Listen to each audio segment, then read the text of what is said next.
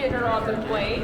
And then, when it was time to sleep, he stretched up. Can everybody stretch up? Stretch up your arms. Stretch up! And then he fell asleep, and he dreamed that he was playing with... Who should he dream that he's playing with? Connor McDavid! Yes, he was playing with Connor McDavid. Well, the next day, the plane bumped along the runway, and then it was Puckster's job to carry all the sticks to the team bus. And he was in a different country. So the bus driver spoke a language that he didn't know. Well, the next day, Puckster came to the arena, and he stared up at all these waving flags. And everybody was walking around, and they had the name of their country on the back of their tracksuits. What name did Puckster have on his? Do you see that? He had his glove, and he got his stick, and he raced out to the ice. But kids, when he stepped on the ice, all the players whizzed by him. And Puckster, he had a hard time keeping up with the shooting and the passing drills. They stole the puck from him so many times. Are you ready to be fans? Can you be fans? Here we go. We're going to go to our very first game. And then Canada is playing Sweden. Look at this jersey. This is the jerseys that the Swedish players wear. And they're bright yellow and blue. Well, Puckster stuck his paws in the air and he said, "Go, Canada, go!" And when everybody heard him, can you do this with me? They said, are we ready? Go, Canada, go! You know what? By the end of this, you guys are going to be the best fans ever. So, Sweden scored. Uh-oh. And you know who it was? It was this player right here.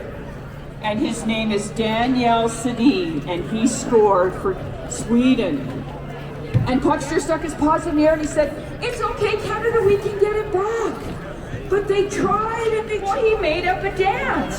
Who can help me with the dance? Who can come up and help me with the dance? Come here, come and help me. We're gonna do a dance. Okay, come here. Do you know how to do the floss? You do, I bet. Here we're gonna do it. Go like this. Everybody stand up. Everybody stand up. Here we go. We're gonna do the floss. If you're eating, that's okay. And everybody who's out there can do the floss too. Here we go. I bet you there's some adults out there who can do it. 1, 2, 3. Here we go. Yep, here we go. Good job. Good job. I see you. Yes, I see you. Here we go. You're doing a great job. Thank you so much. Yay! And because, let's do one more dance. I think they might make up one more. Who else wants to come up front and help me? Teach me how to do the dance. Okay, come on up. Here we go. 1. Everybody stand up again. 1, 2, or you can do it in your seats. 1, 2, 3. Yeah! Yeah! Let's do it again. We gotta do it a couple times.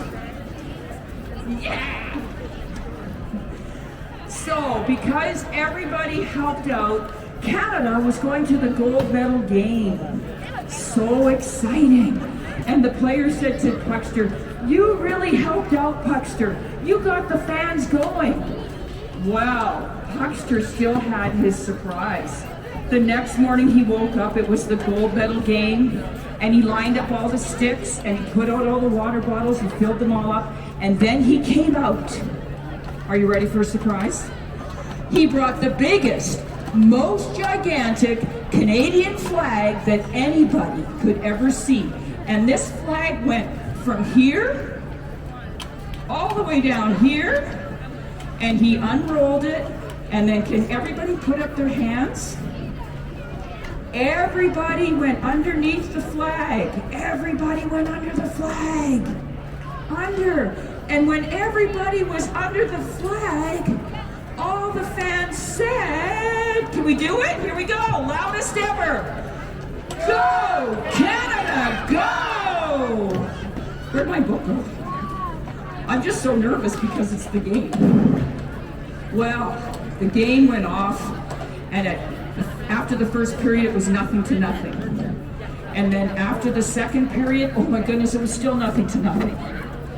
And then in the third period, there was a loud crunch along the boards. And Puckster said, oh no, Jonathan Toews has hurt his knee, and he limped off. Well, the Canadian coach, he looked up and down his bench. He went like this, he couldn't think. And then all of a sudden he said, Puckster, get ready.